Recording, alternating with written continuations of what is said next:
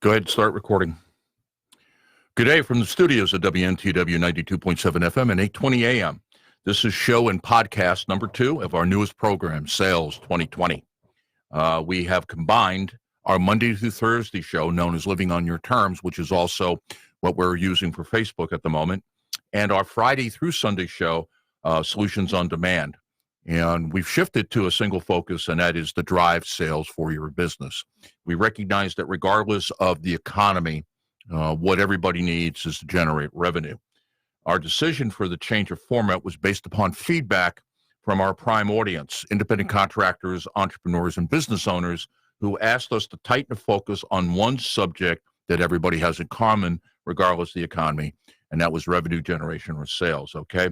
And the other thing we are addressing with the show, more specifically, is given the technological impact of the online universe, with social media being just one of many examples, how do you successfully sell in this environment? The team at WNTW we are specially positioned to answer the question because it's both a threat and opportunity for us as broadcast radio. So one of the issues is that we're being affected like every other business out there with the upside is you got all these new choices. The downside is you got all these new choices. And then how do we make those work? So we're going to help you weave your way through it 2 ways. One, we're doing it. We're figuring out how to work our way through it. And then number 2 is that by what we're doing, we can show you how to do that. And that has to do with our opening up of a marketing agency here. And so the question that I posed, one I did the other day at a networking group, is are we a radio station that does marketing, or are we a marketing agency that has access to the airwaves, specifically broadcast radio? And I would say to you that we are the latter. We were the former, but in the 8 months I've been here, we've made the transition now to where we really are a marketing agency who has access to the air. So that's what we've got planned. Last week we did an overview, told you why we were doing it. I just repeated a little bit of that. Today what we're going to do is we're going to talk about why the title for today's show, and that's about reality and possibilities.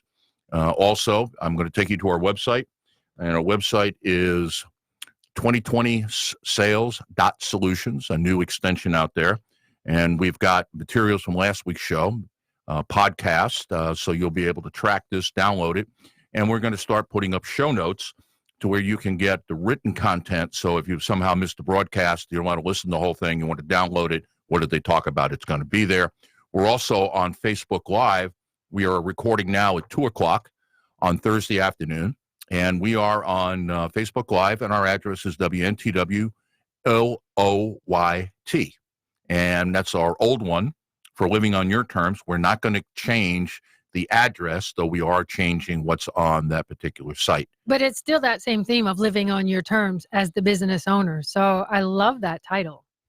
Yeah, we had fun with that. In fact, I got to give credit to one of our partners, Mary Foley, was the person who came up with that theme when we were debating what we're trying to do, because the whole focus of all of our shows that we're doing on the business side and on the life side was the idea that you don't live at the terms of others. You don't live at the leave of other people. It's your life. You're the one that's going to be held accountable for it. So you absolutely must live it on purpose. Yeah, absolutely. Every day. Or life just goes away, doesn't it? Well, and the older you get, because I look at my life and being a former sailor, I guess you're never a former sailor, is that I have far more water in my wake than I do on my bow. And so as you get older, you're starting to go, this stuff undone. Yeah, in the Army, they say old soldiers never die, they just fade away. But some of our... Douglas MacArthur, yeah. I can hear that speech now. Okay, so that's the website, and that is 2020sales.solutions. Facebook is WNTW LOYT, and that'll take you here to our site. And every Thursday, we're going to be broadcasting on Facebook Live for recording. So you should be listening to this at 10 a.m. on Eastern Time, Saturday and Sunday. And then we'll be following that up. And when I close out the day, I'll be talking about how I will be monitoring the show. So even though it's recorded, if you want to interact with somebody, how you can get a hold of us. Okay, so with that, let's take the issue of why the title, Reality and Possibilities. I love that title, Bill, reality versus possibilities. Because when I think of business owners, and a lot of the business owners that I work with, they say, I can't have X, Y, or Z because, and it's very reality thinking. And when we think about reality, it's really yesterday's thinking. It's not coming from possibilities. It's not coming from the future that we want to create. And so what ends up happening is that Groundhog Day that just keeps regenerating day after day after day. They keep getting the same results as yesterday because they're creating from yesterday. And so to kind of get an idea that there is something else out there, and it's called possibility. Yeah. So, and what we're going to do is we're going to relay a couple stories that we have, because one of the things I've known over the years, and I've been in business for over 40 years, and I have managed sales functions. I have been in a sales job. And there's one thing I know for certain is the psychology of the salespeople will determine how much and what they sell. If they don't believe that the business can deliver it, they're not going to sell it, no matter how much you incentivize them, because especially if your long-term sales is that's your model and you're building a relationship, they don't want to create that conflict with the customer when they don't honor their commitment. Nobody wants to look like a liar.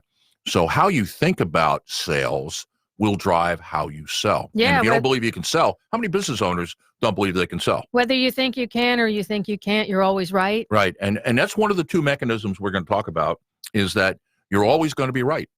And unfortunately, if you have the wrong thought, Mm-hmm. You don't want to be right. That's exactly right. But that's where that creation process happens. And so they end up this reality, this stuck thinking, it becomes the reality. And that's not what they want. It's not what they want. Okay. So you've got a story about how this has affected you and how you did a turnaround of yourself. Yes. And it's not on a business level, but it is on a business level, because there's a thought out there, Bill, that says how we do one thing is how we do everything. And so first I want to pose a question to all the business owners out there listening. So as a business owner, have you ever wondered if the success in life that you really want is possible?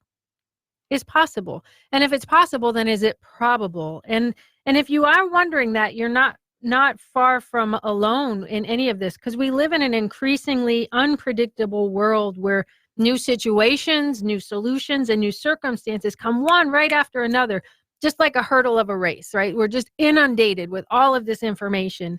And even if you're doing things right, it can be easy to feel overwhelmed and defeated with all of that noise. And you might be thinking that you only have two choices as a business owner, that you can bury your head in the sand and do nothing while your competition grows, or you can roll the dice and take a chance on every method and proven strategy on the market that's guaranteed to grow your business. But I'd like to suggest that there's another option. And this is really good news for business owners, because that means that there's hope. And more than hope, there's a way.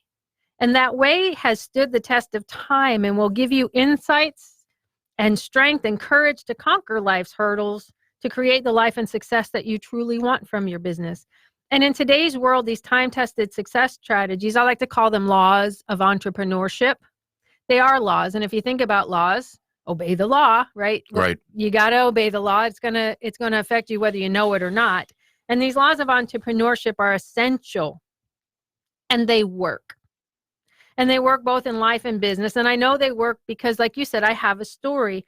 And by understanding and using these laws, I went from feeling alone and defeated and stuck to feeling connected and creating my dream and living out my purpose. Here I am now telling others about it. Interestingly enough, when I left the military after 20 years, they said I was 100% disabled. That was the label I got. And when I departed the military, I had these multiple medical diagnoses and health challenges that left me hurting all over. And Bill, I believed that label. Mm-hmm. And I believed it so much that my body started shutting down. And I was literally sitting on the couch waiting to die. It's a horrible place to be. But I had family responsibilities. And so instead, I focused on surviving each day, doing what needed to be done. And even though I had loved ones who supported me, I felt trapped and I felt alone, and I felt like I was living this moment-to-moment existence. And isn't that interesting? Because I hear that from some of my business clients. Oh, yeah, absolutely. They're going from crisis to crisis, and none of the news is good. Yeah. And so for me, one evening, while I was recovering from the day's journey, the day's demands, I had begun delving into personal growth, and this was a first for me.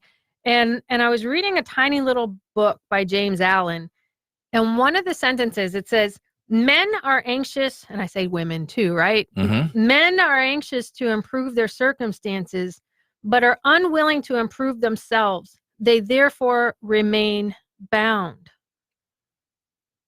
That quote, that stung, because I was thinking to myself, I didn't want to live like that. Right. And how many people feel trapped that way? Whether, we're talking to business owners now, but the reality is I don't know anybody who is not in that club. Yeah. Yeah. And I just desperately wanted a different set of circumstances. I wanted a healthy life. I wanted to feel alive again. I wanted to improve my situation, but I didn't know that I needed to improve myself in order to do that. And why should I? Because all the doctors told me that my situation was hopeless. They didn't know what was wrong with me. They just said, this is your new reality. And looking back, I've learned that one of the laws of entrepreneurship, this law of polarity, says that if one is true, so is its polar opposite. For every up, there's a down. Mm-hmm.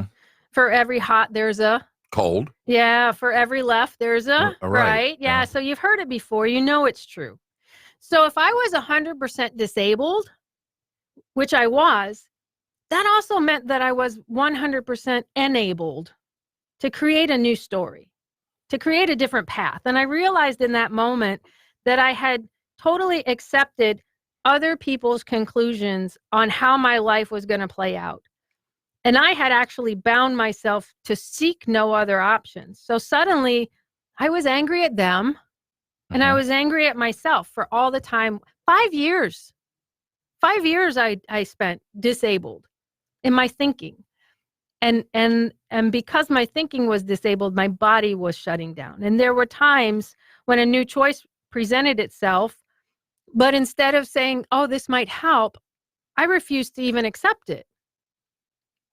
I didn't know that I could turn my life around and create a business that I love while on my healing journey. But in that moment that I read that quote, I was flooded with hope. I didn't have to accept my doctor's prognosis. Actually, I fired all my doctors. I don't recommend this. If you're listening to my voice and you have doctors, don't just go out. We're not a medical show, so therefore we're not giving out medical advice.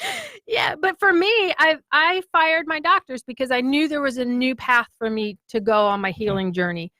And I created new relationships and I connected with other people who were on the same path. And in time, my health started to change. My energy started to return. My body aches significantly reduced. My relationships became meaningful and I was no longer 100% disabled. Instead, I was 100% enabled to overcome the hurdles and create the success that I wanted. But Bill, don't get me wrong. The actual disability is not gone. Right. Right.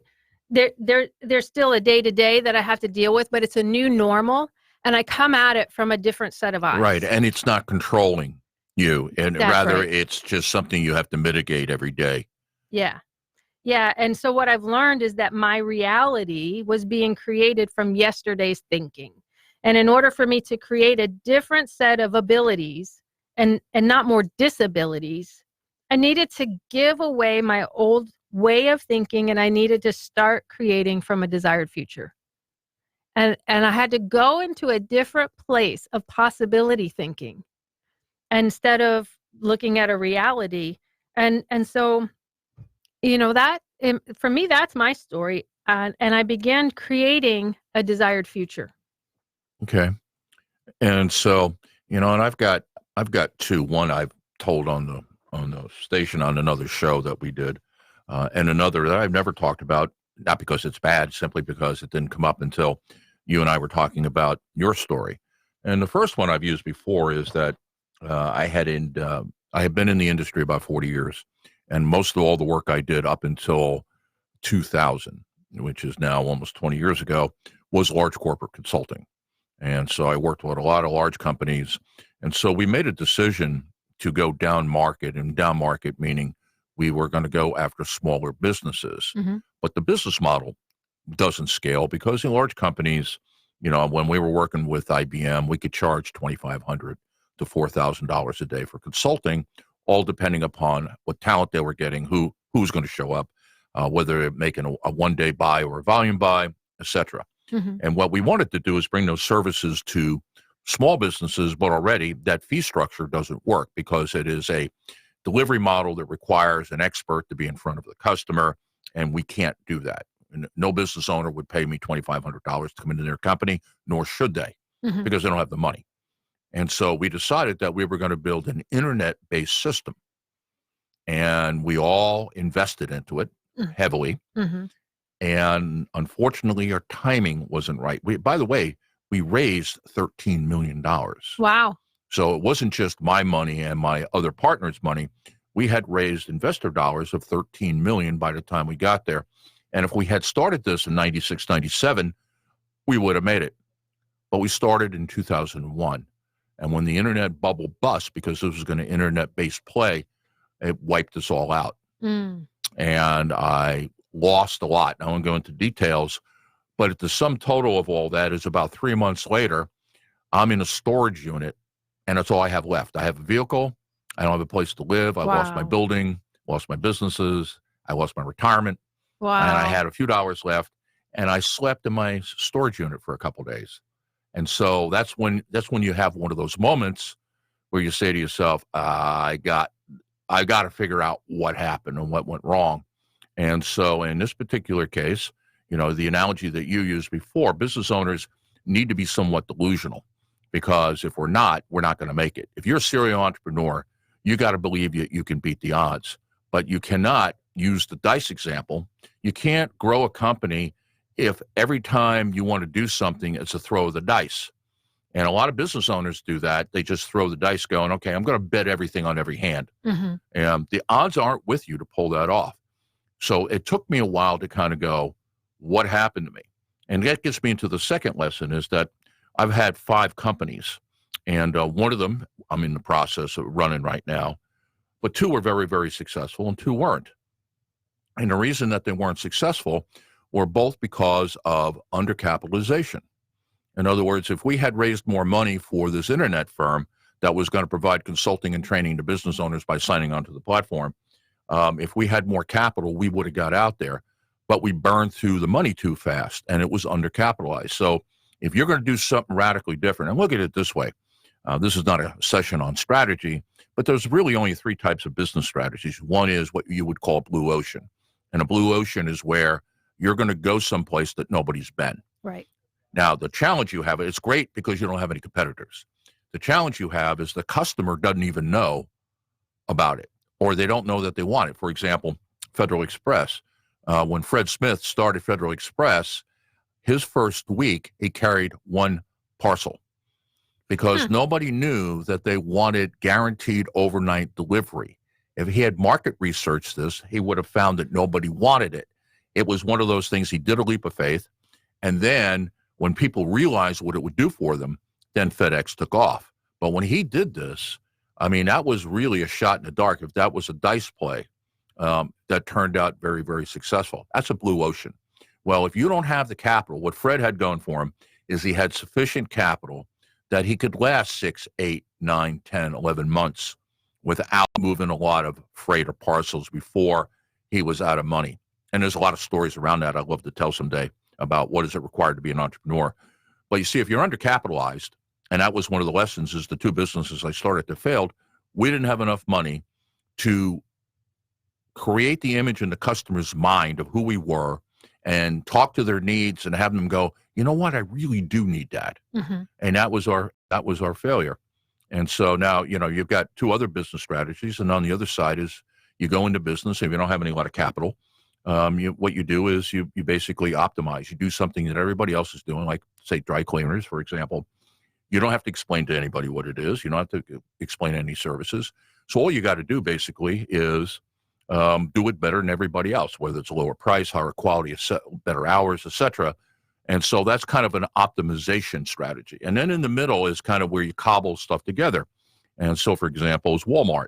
when Walmart put food stores into their discount retail stores. Right.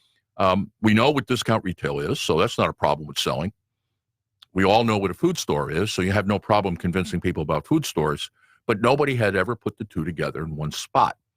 And the reason I tell that story is that part of what we're doing here with the marketing agency is exactly our strategy. We're not blue oceaning this, and we're not doing this optimization. We're putting together a radio station and an advertising agency that should have been together a long time ago. Two known entities coming together to create a new one. And when I got here, it was a radio station that was doing marketing because we don't sell ads. We help customers, what's the goal of the ad? That's really what you're doing. We don't sell ads, we sell a solution. And we made the transition over to now we're a marketing agency. Oh, by the way, we got an FCC license to transmit in our coverage area with 10,000 watts. And so it's a different mindset. But that's the type of strategy that we're running. Well, and speaking of mindset, real quick, you talked about how if you had more capital to allow that first business to go further, and there is one of those entrepreneurial laws, it's a law of gestation that says everything has a gestation period, and we know the gestation period for a baby, a human baby. We know a gestation period to grow corn, but do we know the gestation period for a business? Well, I actually do. Interesting. I actually do, and I tried to beat the law. So in this particular case, I'm not sure if I was throwing dice or I had my head in the sand and I was playing ostrich, going, I'm going to be delusional. But, it's one of those things. You get that burning passion. This is a great idea. It's going to work. You just know it's going to work. Yeah, I think it's interesting that you say the gestation period of a business, because I counter with unless you know the mindset of the business owner, how can you know the gestation period? Because all things the same, two products exactly the same in the same market are not going to sell the same because of the mindset of the business owner. But you have now let's take the business owner out. Let's take away I don't know if you want to call that the reality or the possibility, is that number one is you kind of have a sense for, if it's an unknown, how many touches and how long you're going to have to talk about data, yep. for people to know about it. Then number two, you have the sales cycle. Like in consulting, it's a 3-month sales cycle. I mean, we worked very hard to get it down around 80 days, and we found impossible to go beyond that. And so you've got a sales cycle. So in this particular case, in the startup, it's probably a gestation period. It could be 7 to 8 months before people know about you and that you've got them in. Now, it could be that if you run a retail store, all you've got to do is make sure that people are aware of your location and what you sell and why would they buy it from you rather than somebody else, unless what the stock or inventory that you have is totally different than everybody else. And my guess is it's not. But that still has a gestation period. Sure. Because then you know how fast your burn rate was with your cash. So you know how many sales you're going to need, how long the sales going to take. So it's not an exact science, but you can look at something and say, that's a 4 to 6 month gestation period before. As long as the business owner is not self-sabotaging. That's right. Well, which is exactly where we're going to in this conversation and what we're going to be talking about in the upcoming shows. And so let me kind of close out our segment here and speak for the station. What we're doing with this is this business show where we're focusing on sales. This is around revenue generation, and that's why the show is called Sales 2020. And our URL is called 2020sales.solutions. This is all about generating revenue, regardless whether you sell products or sell services. Right. Whether you've got a brick and mortar operation and people have got to come visit you that way, or you got a website or some combination. But fundamentally, what we're trying to do are two things. One is build generational wealth for you and your family. Because one of the things I learned from doing economic development in Africa is that the source of poverty, there's lots of ways you could look at it, but one of the major sources is there's no generational wealth. People who are poor inherit nothing. In fact, a lot of them start from negative numbers. And I just want to say, I want to get people comfortable with wealth. That's right. And that's part of why you and I partnered together, because you made a great point, is there are some people who are not comfortable being wealthy. That's exactly right. And I worked in a company that we took to $46 million, and the owners of that company felt like they had to apologize for the fact that they made that much money. And so what they did is they ran the business so bad, they didn't have any profit. Self-sabotage, there you go. But that's one thing that we're trying to do. And then the second thing is that if you're growing your business, you're creating good local jobs. And so it's wealth to the owner and family and good jobs. And everything we do has that as kind of the end game to it. All right, so what we're going to do now is we're going to take a short break. And when we come back, Donna and I are going to get into kind of the details of this and talk about the mechanisms. So you listen to WNTW 92.7 FM, 820 AM. And this is our Saturday and Sunday show known as Sales 2020. And we'll be right back.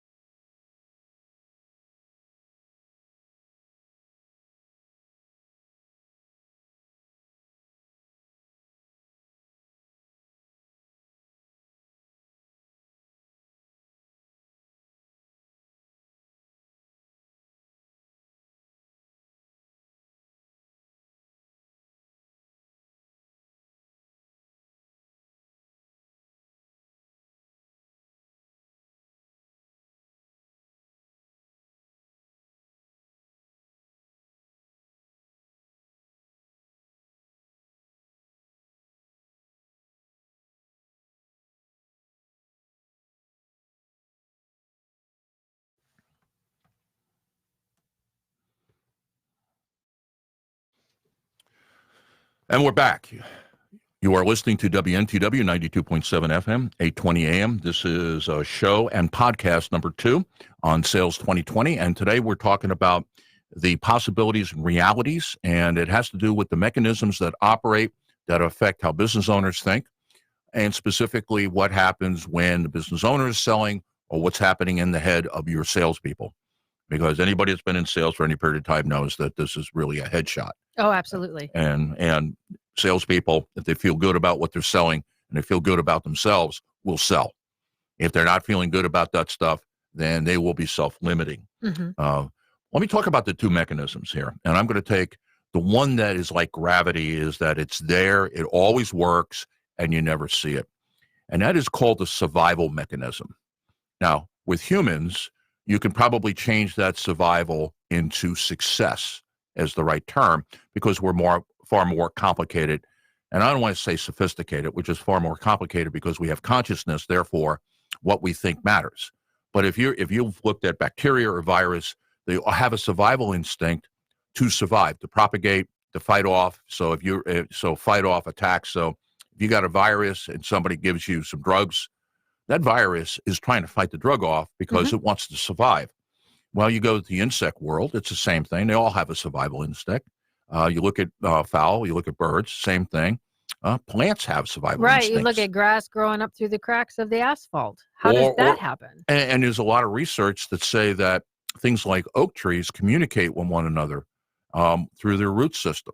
Interesting. And in terms of threats, so for example, if there is a pest threat at a couple trees away from this one, somehow they're figuring out that there is a threat down there that it's going to attack them. And in any defense mechanism they have, anything they need to secrete as protection, they start doing that. So the first one pays for it, but maybe the 4th or 5th one down the line. It's a really interesting and kind of spooky thing. Well, we humans have the same thing. And the way I want you to look at this mechanism is it's like a thermostat. In other words, you set it, and if it goes below a certain temperature, it turns on the heater. If it goes above a certain temperature, you turn on the air conditioning. It has no brains. The thermostat has no brains. It does what it's supposed to do. And so now Donna's going to take the brains part of that, but I want to play this out because if you heard some of the other shows, and I'm going to link on when I put this podcast up, I'm going to link to this. I did a show on Smarter. And Donna, you would help me with that one. And that had to do with man's search for meaning and the work of Viktor Frankl. And Frankl had this proposition that to me is so true, it's almost untestable. But now that we're having this conversation, it just makes it truer to me. And that is that one of the instinctive pieces of individuals is their need to understand why they're alive. That's why he called it man's search for meaning, is that the underlying motive, it's instinctual, that human beings are trying to figure out why they're here. And then when they figure out why they're here, what is it that they're supposed to do with this limited time? Because it's really easy to be kind of a nihilist and say, well, if I'm going to be here 80, 90 years and die, what difference does it make? What's the point? Yeah. What's the point? Well, that's not the case. I'm here for a reason. I need to figure that out. And then what am I going to do about it? And in the remaining years that I have left, what purpose can I have that either makes up for some stuff I did in my wake that I wish I hadn't, or accentuates some of the positive things that I've done? And isn't it interesting how if you ask most business owners, they'll tell you that they started their business, they went down their entrepreneurship journey because of a purpose or a passion, or this is why I'm here on this earth. That's right. And in fact, they're probably like painters and sculptors and musicians. Entrepreneurs have more in common with them than the average person, because people who really paint because they have to paint. Mm-hmm. Yeah. People who play music because they have to play music. I mean, look at the great guitar players. I love Clapton. I like Mark Knopfler, Dave Gilmour, Floyd. I mean, there are some great guitar players. Those guys got to play guitar. But, Bill, I'm a professional musician. I know that. By trade. I know that. And that was my lead-in for you. Yes. It's absolutely true that musicians play because that's what they're called to do. There's a calling. But I want to just cycle back a little bit when we talk about everything in nature has this mechanism to grow, to do more, to be more, to have more. But I talked about it a little bit on the last show. I'd say except most entrepreneurs who put a limit on on themselves, and I can't go that far because there's not enough around. It's either their head in the sand or the dice throw. Yeah. And there is a happy... Well, sometimes it's the belief in what I'm capable of or who I am. And that's kind of the play. In fact, when I was doing economic development in Africa, we were training entrepreneurs. Well, they were small business owners, and we were helping them be better at it. And one of the ones that we did this thing called ring toss, which I thought was rather stupid until I watched it work, and it was like, wow, it was powerful. So what I want you to envision is... every 10 feet that there is a post. Okay. And that you have, every 10 feet there's a mark. And then at the end of the marks is the post. Okay. And you get 3 rings. And so now what you're trying to do is you're trying to maximize how many rings that you can put on the post, which you only have 3. You got, so 3 throws. Gotta do it smart. But how far away can you do it? And it was a great predictor for who are entrepreneurs, because the 2 groups that were not entrepreneurs were, number one is the people who stood at station 1 or 2 and basically were able to just drop the rings right on, no challenge, or the people that went all the way out to 9 or 10 who are now, 90 feet away from the ring. What's the chance that you're going to get it on there? 0. Were they not entrepreneurs, or were they just not successful entrepreneurs? Well, they were business owners, and we did not evaluate in our screening process how good they were. Okay. It was UN money, UNDP, United Nations Development Programs, and they took money from USAID, which is American aid in developing countries, and we were helping the business owners get better. And what you found is the really good business owners stood someplace around 5 or 6, because any farther out, the odds were against you that you were going to be able to put any rings on the post. And when I watched that was pretty interesting in terms of how they thought, because as we found out later when we visited their businesses and we were helping them one-on-one on site, and it was real interesting to be in Ghana and be in the middle of nowhere and helping the chicken farmer, because what do I know about chickens or chicken farming? But I know about processes. And the people that were at that moderate risk, calculated risk, were running pretty good businesses. And the people who were on either end weren't. And part of that had to do with their mindset about they believed they could do it, but they also understood how much risk they had the tolerance to take. And they were willing to grow. Oh, yeah. To get to that. Well, they were in this session. I mean, one of the reasons, if you thought you were doing a great job, why would you show up to this? Sure. Yeah. And that first group that would just plant, I'm going to drop the ring and it goes right on there. So I'm guaranteed a success. Just reminds me of the business owners that says, I'll do anything to grow my business. And then you go down the list of the things that you want them to do. And they say, really, well, I can't do this because, and that didn't work because I tried that. And there's all these excuses that come up. Because. And well, and when you don't own it, when you don't have the ability to look at yourself objectively and own it, on the other hand, you can't be too tough on yourself. But I'm going to leave that to you. Let me just kind of close this out to say, in every one of us, we've got this survival instinct, Mhm. and it's a thermostat that we get the program. But understand the thermostat has no brains. If you set the temperature to go to air conditioning at 105 degrees, the thermostat's going to wait till 105 degrees and do it. It's not going to go, well, that's rather stupid. Didn't he mean 75? Or she means 75? And so that thing is there, and it operates all through nature. There's not an organism, species that you can study that does not have a survival instinct. But because we're conscious beings, it's beyond physiological needs like food, water, air, and the next level of being safe and secure in your being is that we have much more that we're looking for, and that part of that is Habits and beliefs. we're all looking for why we're here and what is our purpose to be here. Given that we have a limited amount of time, what is our purpose? And that is going to happen to every single person every day, regardless of whether you want it to happen or not. Now, the question is, what controls the thermostat? Habits and beliefs. Okay. Absolutely, habits and beliefs. And they say that you're tattooed by your tribe in the cradle, that babies aren't born with beliefs. Have you ever thought about that? Or babies aren't born with beliefs. And if that's not, if that's true, then where do they come from? And they come from all the well-meaning people in our life. And, Bill, I'll say that some of those well-meaning people lie. Oh, yeah. They and they don't necessarily mean it, but No. if you ever believed in the Tooth Fairy Yeah. or Santa Claus, the Well, Easter obviously, Bunny. if I was in politics and I listened to some politicians, they want me to believe in the Tooth Fairy and Santa Claus. Well, sure. And some of the bromides that they offer, solutions, I should say. Mm-hmm. So there's been studies on the mind that say, really, we have not developed our rational thinking mind that can judge until we're about between maybe 7, 8 years old. Until then, everything just floods into us, and we can't make that decision. It just is. We believe it, and that's where a lot of these deep-seated habits and beliefs of the business owner still lie.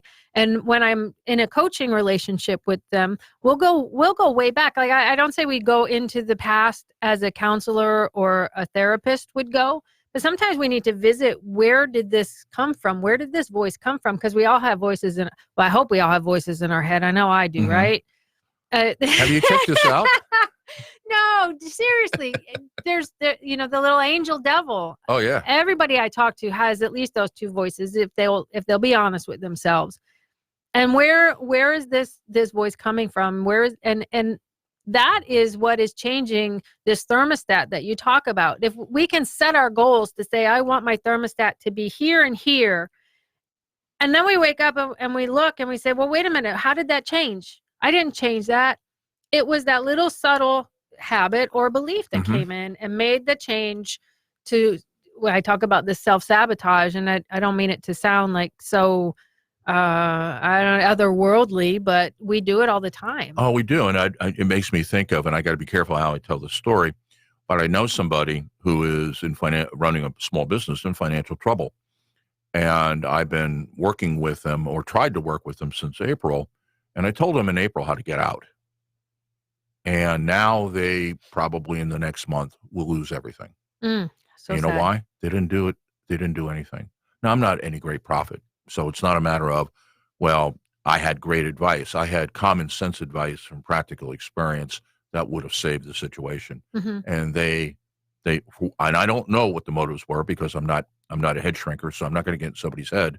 All I can tell you is the behavior said to me that he was not going to do that. Yeah, and psychologically we think, oh, I understand it. I get it. I know what to do. But there's a gap out there, and it's this gap between knowing and doing, which is one of the greatest chasms in a person's life, this gap between knowing and doing. If I know what's right, why don't I do it? If I know eating healthy is what I need to do, why don't I do it? If I know exercise is important, why don't I do it? If I know I can do this to grow my business, why don't I do it?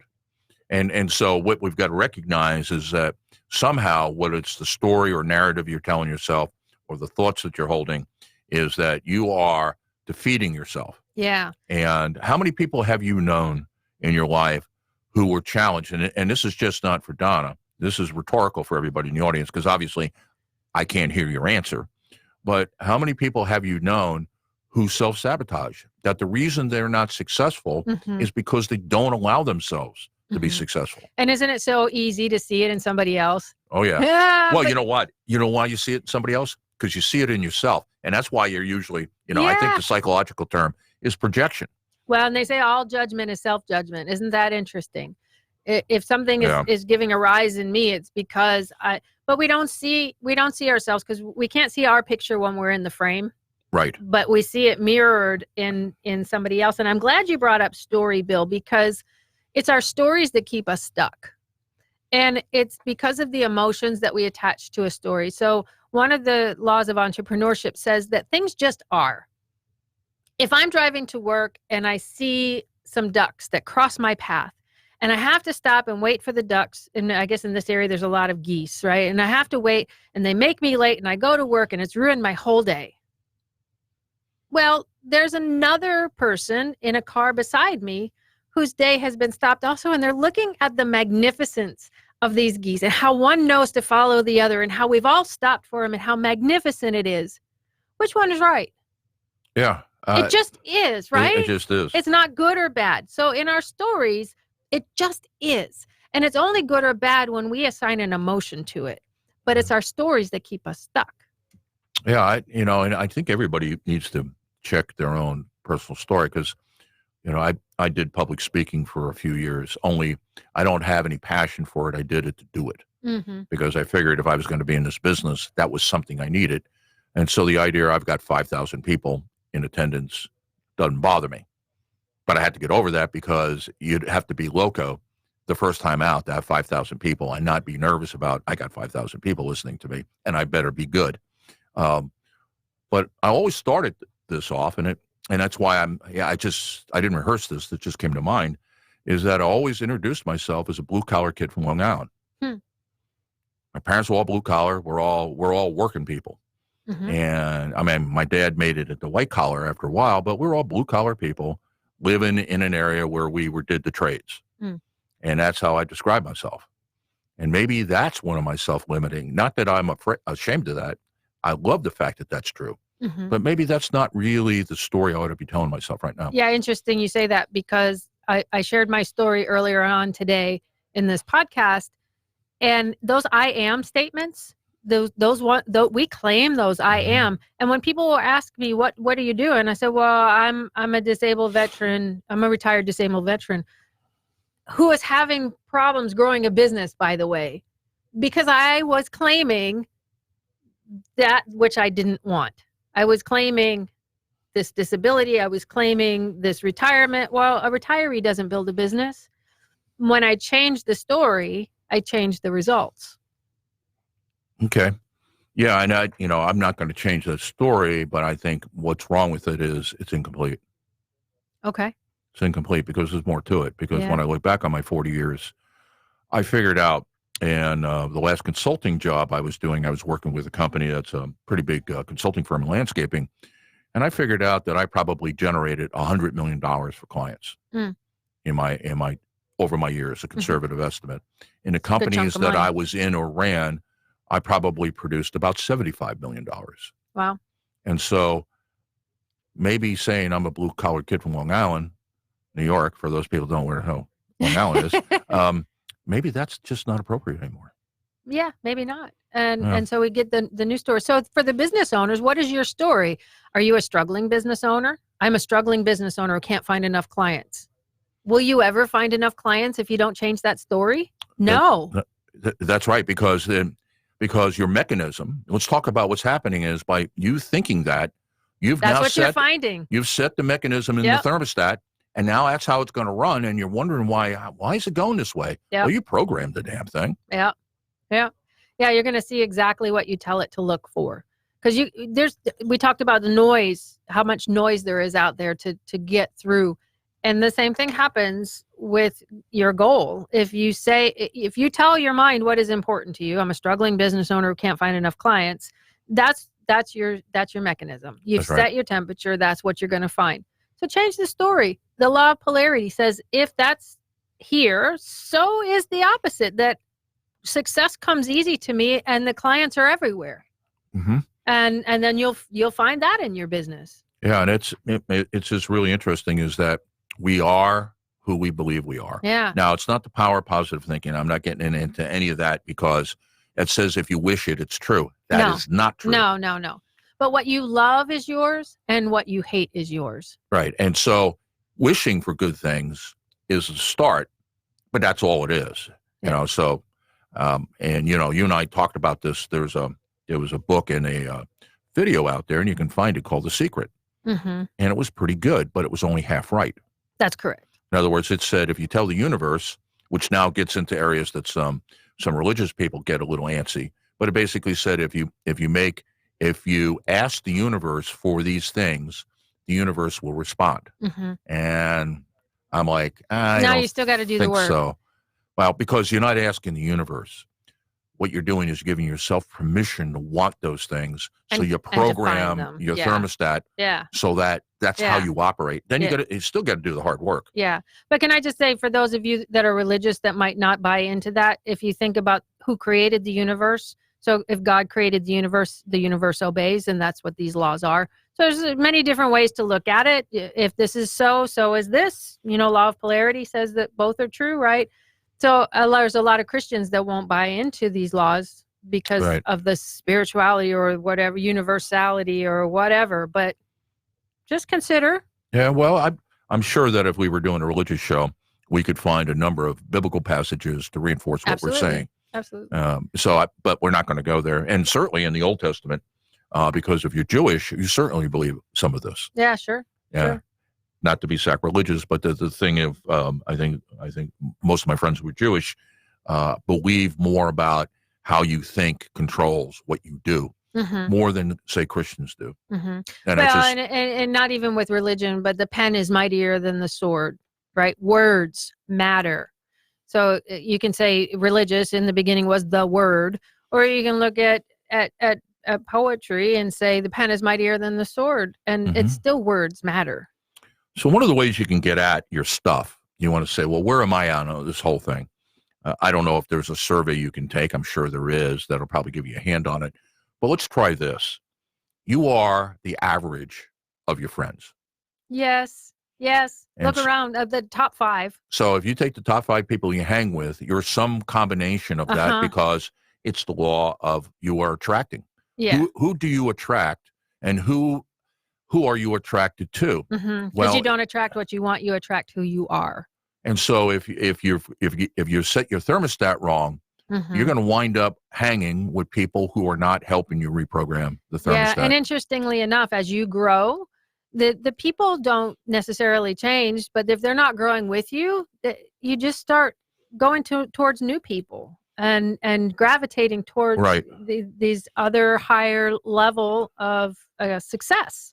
I don't know how many marriages came to an end because of this, but you think about what is at the core of a good marriage is that you're good for each other in terms of you helping each other grow.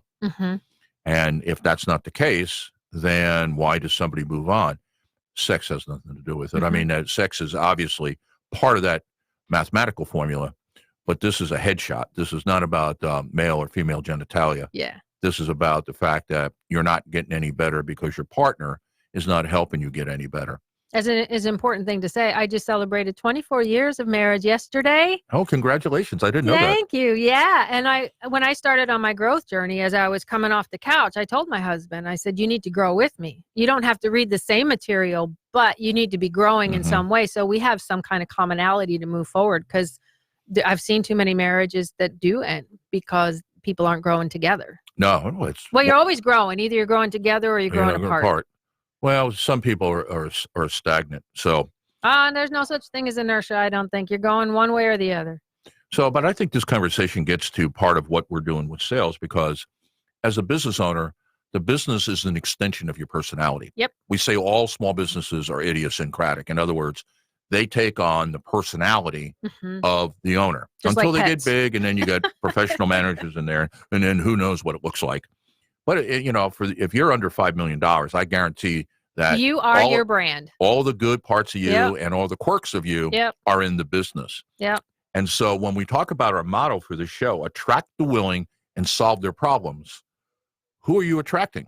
Mm-hmm. In other words, if you've got nothing but lame ass customers, say something to yourself about that. Mm-hmm. Because why are you attracting the wrong type of accounts? That is the hardest conversation for a person to have.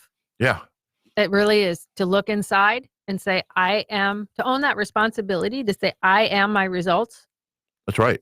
And it's, I was raised pretty hardcore in my family because there was no sympathy for the weak where I grew up. You Mm-hmm. had to be tough to get through our house. And you got to look at yourself hard like that, but also you've got to cut yourself some slack. And we'll talk about that. Yeah, be kind. You can't be kicking your own butt all the time, because That's right. what does that create? It creates a negative cycle, because Right. what do you think of yourself? Mm-hmm. So you think of yourself very negatively, and now the thermostat is set in ways that are quite defeating. But when you look at your business, an extension to you, and you do your branding and your marketing and your selling, and of course advertising part of that, who are you attracting with it? And are you attracting the right people? And so if the question is no, then one of the things you got to look at is what is your company about, and what is your messaging? Because if you're not attracting the right people, they don't know anything about you. They've just got these glimpses. They got slivers, little tidbits of information that's telling them something about you. Mm-hmm. And that's where we're going to be going. So let me take you through the next couple of shows, okay, to get you set up.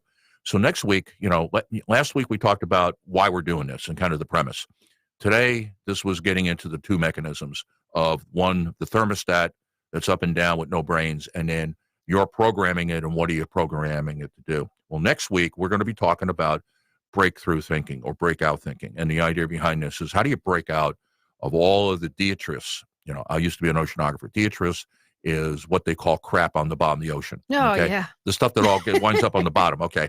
So what are you going to do with all the detritus? All the things in your life that you got to get rid of, how are you going to get rid of them? Now, we can't do everything on a radio show Mm-hmm. and a podcast, but we can get you going in the right direction. We'll give you some reading, but we want to do that because then what's going to happen in the week after, we're going to get into the tools. Because the tools, if you don't know how to use a hammer, a saw, pick the tool, it doesn't work. Well, You got to know how to use the thing. And so that's why we're going to get into tools. And then our last show of the series of the 5 is going to be, what are the expected results? If you're doing this correctly, how do you measure the results to say, I'm doing it correctly? And then from that point on, this is going to be, you're going to drive what we do. So we're going to be, as when I first came here to the station 8 months ago, the idea was to do demand-based programming. I come from lean manufacturing, and the premise behind lean is you build nothing until somebody buys it. You don't have any inventory. You don't stock anything. You have nothing in finished goods. A customer pulls something off the shelf. I get an order. I go make one. You can run a much more efficient, much more profitable business if it's demand-based. I'm doing it here. And so part of what this show is, what we're going to be doing with sales, is going to be based upon what you want to hear. And so that's kind of where we're going to be taking it over the next couple of weeks. And by the end of January, we're going to be providing you the programming that you're looking for with the downloadables that you particularly want. So any closing thoughts before we well, you close said shop? tools, Bill, and if all you have is a hammer, everything's going to look like a nail, right? So Mhm. Albert Einstein says the most important decision we make is whether we believe we live in a friendly or a hostile universe. And I think that's going to set us up real nicely for our next show. And Albert believed that we were in a friendly universe. Mm-hmm. Okay, so I'm going to close out for Don Company and myself, William Eastman, station manager, general manager, and host for today's show. This is Sales 2020, show number 2, podcast number 2, and you've been listening to WNTW 92.7 FM, 820 AM. And if you go to our website, which is 2020sales.solutions, I will show you how to link. So if you're listening on Saturday or Sunday and you want to ask a question, you can get a real-time answer. So with that, for Donna and I, have a great week. Take care.